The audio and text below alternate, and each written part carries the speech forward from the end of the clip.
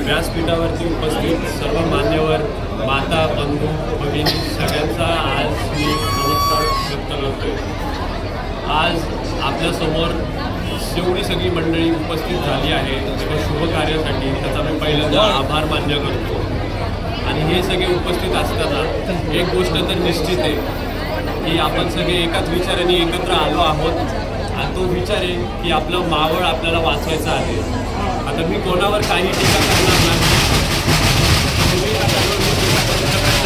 माझी काही गोष्टी नाही आहे। या व्यासपीठावरती बरेच मोठे नेते त्यांनी 25-30 वर्ष घातली आहेत ते त्यानुसार माझ्या वडिलांचा माझ्या मामाचे जे विचार आहेत ते तुमच्याबरोबर शेअर करू शकतो। आता बोलता बोलता बरेच काय मुद्दे आमच्याबरोबर डिस्कस होत असतात माझ्या वडिलांबरोबर। आता तो सगळ्यात महत्त्वाचा मुद्दा म्हणजे शिक्षण। बाबांचं शिक्षणाला खूप मोठं प्राधान्य आहे। आपल्या इथं जिल्हा परिषदचे बरेच शाळा आहेत, गव्हर्नमेंट बरेच स्कूल आहेत, पण त्याच्यामध्ये काही आपल्याकडे एवढी सुविधा उपलब्ध नाही आहे ज्यांनी आपल्या विद्यार्थ्यांना जो शिक्षण घेतलं पाहिजे त्या शिक्षणाचा फायदा झाला पाहिजे तेवढा होत नाही।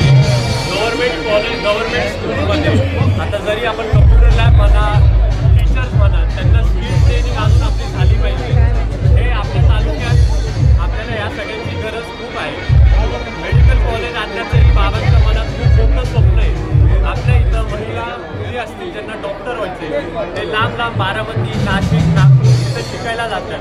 आपल्या तालुक्यात एकही गव्हर्नमेंट मेडिकल कॉलेज नाही, प्रायव्हेट मेडिकल कॉलेज।